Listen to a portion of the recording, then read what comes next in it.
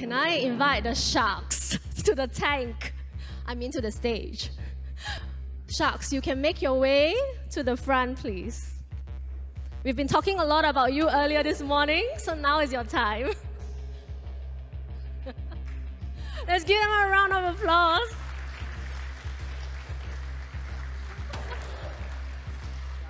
Thank you, Jeff. Thanks, Monica. Hi. Thank you. Very, very formal and serious. So over here we have Councillor Jeff Whitson, who is he has a lot of credentials. I can only summarize it here, but he's the board chairman at OCTEC, Local Government Councillor, and of the Orange City Council, and a lot of credentials. You should check him out on LinkedIn because he sits on different boards and has a lot of experience. I mean, you talk about people being in the boardroom. Jeff has a lot of experience. And another person as well, Monica, similar to Jeff, she is Monica Schislinger. I'll get her to pronounce the name properly later on. And she's the director and CEO of Australian Health and Science Institute, chair board of directors of eSpace Publishing, and also a lot of experience sitting on different boards in different industry sectors. So very, very thankful to have you here, Monica. Thank you. And we have, last but not least, Nicholas Chilton, who is the head of board advisory for the South region for NASDAQ. And all of you are familiar with NASDAQ. They have a lot of ASX-listed companies as part of that. And he has a lot of experience sitting on, well, actually, working with board chairs on their governance structure and giving advice across different boards. So we have a very, very esteemed panel here who are well qualified to be the sharks for today's session. So this session is going to be quite different, right? You all have been sitting down on your seats for a while, expecting to receive. Well, now we want a two-way, right? It's going to be very interactive. You will have the opportunity to send representatives to the front to later on pitch to the board, right? To the sharks. And you're going to be trying, oh, I can see a lot of nervous faces now. Don't worry. We'll pick maybe 2 to 3 representatives in this room, okay? So what we're going to do is later we will split the room into half. We will be giving you use cases to talk about and have an opportunity to try. And imagine if you are in front of the board. How are you going to present to them to get buy-in? How are you going to present to get buy on your strategy, on your budget, right? But before we do that, let's make it a bit easier first. Let's have the panel set the scene, okay? We're going to be talking a bit first about the role and responsibilities of the board. Maybe can you educate us and tell us a bit about, you know, how do you define the roles and responsibilities of the board? We'll start over with you, Jeff.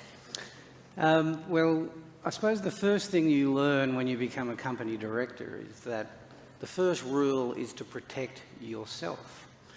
And because when you do choose to join a board, you should do your due diligence on that company to make sure the company is fiscally viable, hasn't breached any compliances, because once you join that board, you become, I suppose, responsible for any past issues with the company.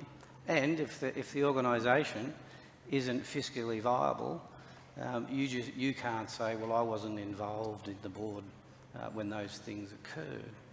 So compliance and governance and understanding the organisation that you're joining, because all different companies, whilst they have regulatory requirements that are corporate, fiscal, they will have different compliances that are subject to them individually for the type of industry they're in. Mining has environmental, financial have APRA and other financial regulatory requirements. So, but all boards now are subject to cybersecurity compliance. So for a director, not only do they now have to understand their corporate compliances and all of the compliances that cover them as a director on the organisation they sit, they now have to understand what it means to them personally and their organisation when it comes to cybersecurity compliance. So I'll leave it at that. I won't steal all of all of the words, but I'll pass over back to the mediator, I should say, the chair. Oh, wonderful. Nick, go for it. Thank you, Jen. I think I want to share with you a few tips about boards, without naming any of the boards that I've been on. For the past 15 years, I was a director on healthcare boards, which meant that my colleagues were the top specialists in Australia, but they are not necessarily the best or the most experienced directors. So some of them just joined the board and they went on a course, the AICD course. One issue that I encountered was that being the only director from an IT background who also had project management background was not enough. So on a board of directors, if you want something, it's a numbers game. You need to convince more than half of the directors. You also need to teach the directors how to manage risk. And remember that if you actually suggest, just a one-off 2-hour course on risk, that's not enough. People need to be taught and need to hear it every time. So one idea would be to put on their agenda at every board meeting, for example, the cybersecurity risks or the cybersecurity. The other issue that I had, I encountered on some boards, you cannot, as an employee, doesn't matter what CX employee you are, you cannot talk directly to the board. So good governance means that you have to go through the CEO. So if you have a CEO that does not really understand cybersecurity or risk or IT, then you have a real issue. So your first point would then be to train the CEO and to actually teach them, how to talk to the board, and it's almost how to do your job in front of the board and how to present. If that doesn't work, perhaps you could consider suggesting a committee, like an IT committee, which would have like 1 or 2 representatives from the board and the CEO, or a cybersecurity committee. So I'll leave it to Nick now. Yeah, a lot to expand on there, but I guess touching specifically on the responsibility of the board with respect to cybersecurity, most people think that the board's main responsibility is to the shareholders, which is a slight misinterpretation of corporate governance law. The board's responsibility is to protect the long-term sustainability of the company, which includes obviously its shareholders, its investors, its employees, various stakeholders. And with cybersecurity, that's one of the elements where you really get to speak to the board's kind of sole remit, because unlike any other area where, economic uncertainty, you can't really predict what's 5 years down the road. With cybersecurity, you kind of can, because we've seen it do this trajectory. And so you can paint a picture of the long-term sustainability of the company in a more threatening cybersecurity environment. And you can use the current examples that we're seeing this week, not to name any names, but you can use those to paint a picture for the board. And it's their sole job to think about that as opposed to the day-to-day. So when it comes to the board's engagement with cybersecurity, I'd say it's their job to be thinking about what's possible and what the company will look like in 5 years' time if we continue with the same approach. And will that be enough? Are we match fit for the next 5 years, the next 10 years? And that's where the CISO, the CIO, CEO has to really think forward into the future about the strategies they're adopting now, whether those are building a good foundation of corporate governance practices, of processes that can be adapted depending on whatever challenge might come up in the next few years. Very, very good and helpful in terms of setting the scene. So if you can maybe talk quickly about a little bit about what do you observe about current boards' risk appetite with the boards that you've been interacting with. What do you think are people's understanding of their risk appetite? Well, risk appetite really comes down to cost, right? So I saw earlier about zero risk appetite. The way that you speak to a board that has a zero appetite for risk is that there's a cost associated with that, right? And most boards understand through other audit and risk committees, because most of the information that comes to a board is through its committees first.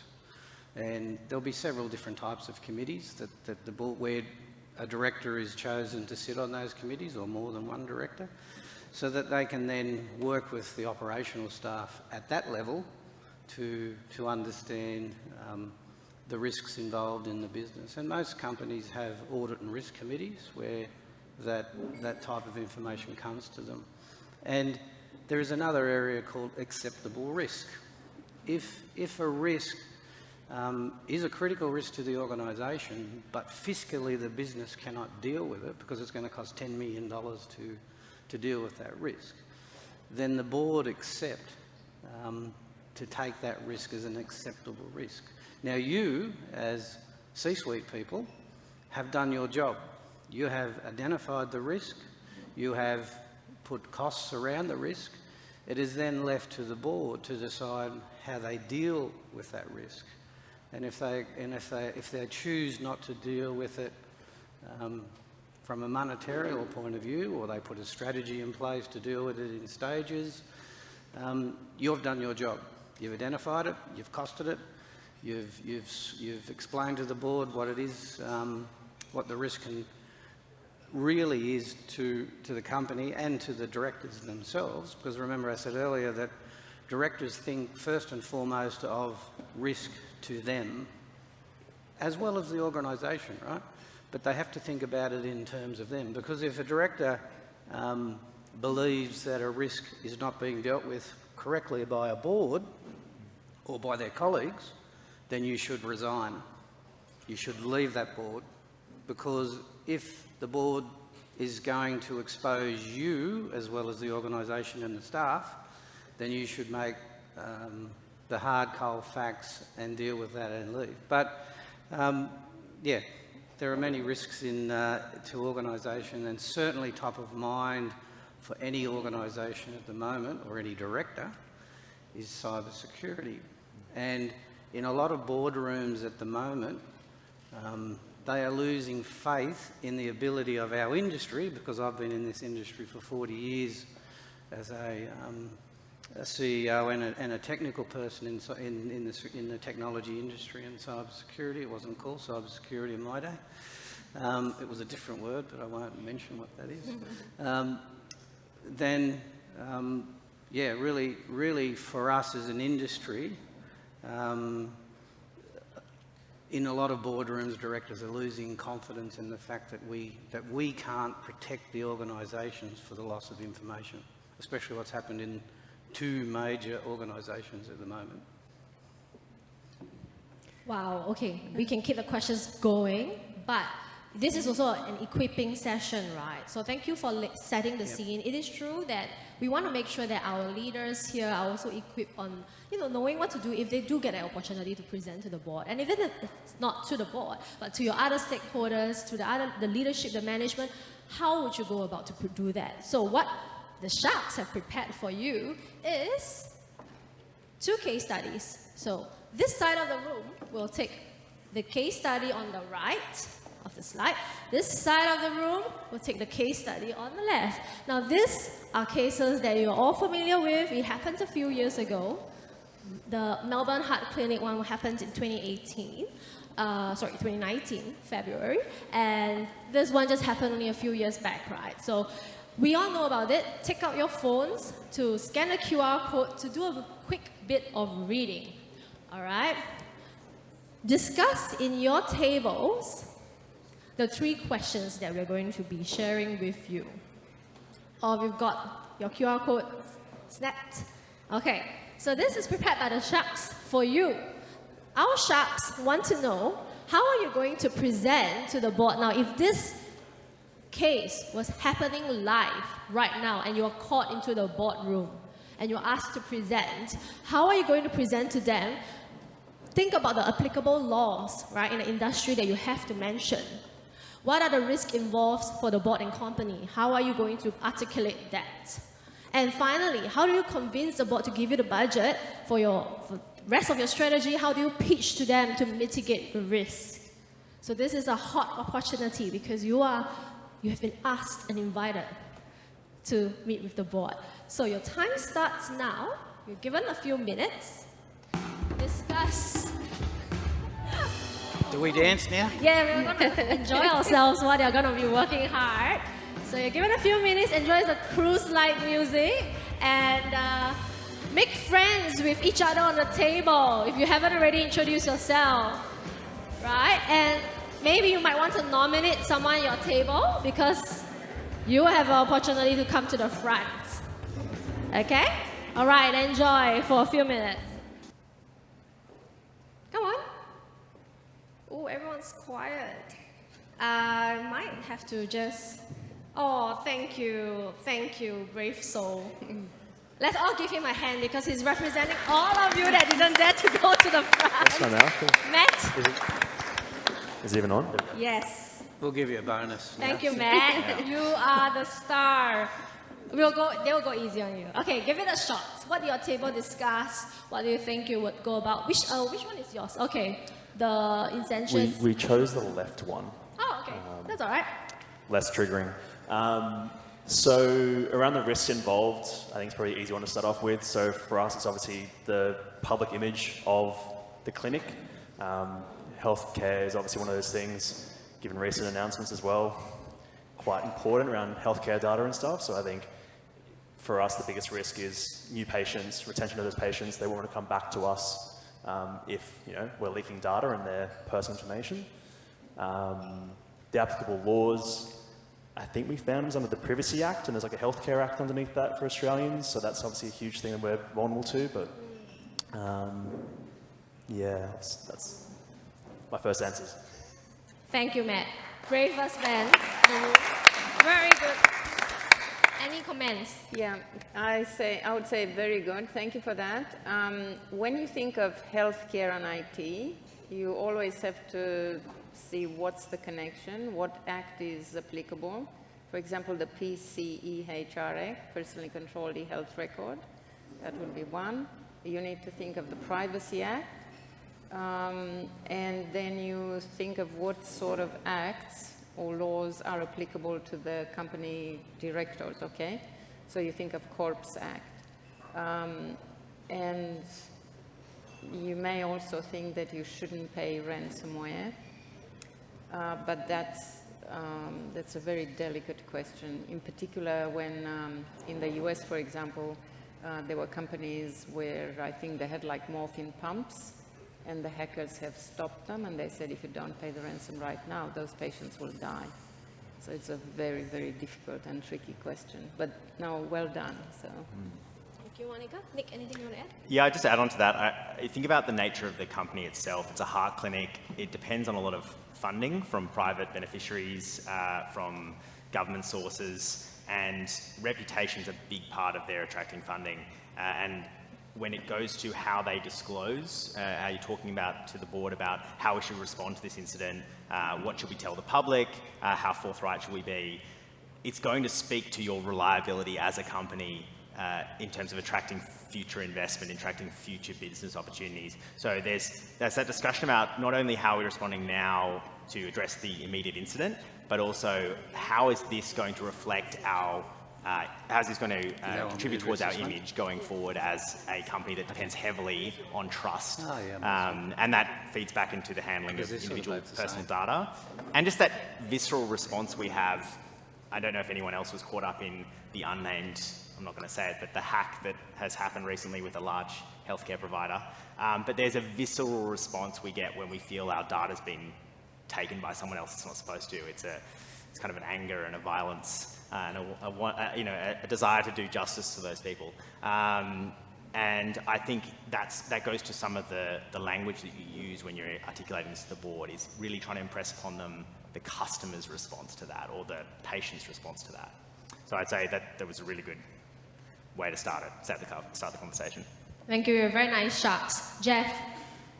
Thank you for your response. And I suppose for me as a director, if we've suffered a breach, then there's a number of things that should have been already in place, like, for example, an incident response plan that then feeds off into your entire cybersecurity strategy, right? So when it says here, when you present to the board what applicable laws and industry, well, it depends on where your company does business, in which sovereign lands, right? So if we only talk about Australia, but if your organisation does business in other sovereign countries, then they will have all different types of GDPR and all those sorts of things. But in Australia, there are two main laws, which is the Privacy Act, and data is not really categorised in the type of company. It's categorised in P2, PCI, and health, right? So. And that's how it's really viewed by a board, right, or by the regulatory organisations. And so, really about, I suppose that's how you report back to the board. Well, it's really about having those strategies put in place first, because the worst thing, when I speak to other boards, the first thing you ask them about their cybersecurity strategy is that you've suffered a major breach like some companies. What do we do now? You've got to already know about that in your playbooks and strategies and incident response plans and everything else. That should already be answered, right? But if they have to sit there and think, what do we do now? They're in a world of pain, right? We call them extinction events, right? Business extinction events, right? Because they're now having to deal with the issue that they have no strategies for. And I suppose what are the risks involved to the board? Well, they're in a world of pain as well, because there hasn't been a strategy in place, right? And when it comes to convincing the board to budget, there are two rules with a company. They spend money for two reasons. They spend money to grow the business to get a return on revenue for the business and its shareholders, and they spend money on compliance. And if you can convince the board that they need to spend money on compliance because you're now talking about Section 1 around all of the compliances that you need to put in place, they will spend it.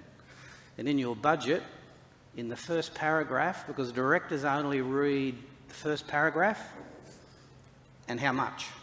If you've left the reason way down on page 55, they've already refused it, right? So make sure you put all of the things that you would normally put at the end right in the beginning. So they read it and they go, wow, I need to spend that $10 million. Very important recommendations. Well, I feel like we can go on because it's really good to unpeel the layers. But what you all have shared is really helpful as well about what do board people look for, when you're doing the presentation. And all this is transferable, whichever crisis you're talking about. We only have time for quick takeaways now, just 5 seconds. What's your advice for CIOs or CISOs? What do you want to hear more from them, when you interact? I would actually... I would suggest that perhaps we ask some questions as if we would be here alone in a board meeting. And the first thing I would ask my colleagues would be, are we going to get sued? What's our legal liability? Where's our lawyer? Can we please call the insurance broker? Have we been covered? Can we actually, can anybody say that we were negligent? Can we blame the CEO to say that he didn't train us, he didn't inform us? Well, not quite like that, but anyway. Can we, as directors, we don't need to know every technical detail, but we can rely on experts. What experts came to us to inform us about the possible risks? Yeah. So can we rely on those experts? Can we call them to come and help us formulate a response for the press? Who is going to talk to the press? Where's the BCP, the Business Continuity Plan? Where's the page which says or shows us what we do in the case of a breach? So I think these would be the sort of things that, we would talk at the board level. But we would need the lawyer, we would need the insurance broker, the CEO, the specialists. Yes, and that also addresses the question earlier that was raised by the audience. Is there anything else you want to add, Nick? Yeah, I'm going to make mine a little interactive. Can I have a show of hands if you know what a care mark claim is? Care mark claim. You know the SolarWinds attack that happened? I mean, everyone knows the SolarWinds attack that happened. There was some litigation that followed that in the US, Delaware, what's called the Court of Chancery, which is where most of the companies in the US are registered. And a care mark claim is when you allege essentially that directors acted in bad faith and therefore are legally liable for what happened. So there was a construction union pension fund that was alleging, and the case just got decided dismissed rather, the plea got dismissed in September this year. And what it goes to is there's a very high threshold to allege that a director or a group of directors, a board, acted in bad faith. So they're quite well protected as long as they thought in the moment they made, it's called the business judgment rule as well in Australia, this idea that you made the best decision with the information available to you and what a reasonable person would be expected to make in that circumstance. However, I would say that when it comes to directors in Australia, most of them are financial and audit and risk background. That's the general makeup of corporate boards. And so you have to understand, and I think this is from CISOs, from CIOs, is that the board is thinking about 30,000 other risks than cybersecurity. So there's also this importance of putting in a perspective with everything else that they have to deal with and articulating to them why this is not just a siloed IT problem, it's an enterprise risk management problem. It affects every business unit, it affects the whole business's viability, and it may affect their reputation as individual directors. But if you haven't seen that decision, I would Google it, Delaware care mark claim, because it really illustrates the relationship between corporate governance law and cybersecurity and how directors are responding to that. That would be my 2 cents. Thanks, on that. Nick. Yeah. Sorry, Jeff, only 10 seconds. Can you do that? Just remember that cybersecurity is the responsibility of the board. It is not a decision. It's no longer a technical decision. The only thing I would say to CISOs is to always be open and honest. I know you all are, but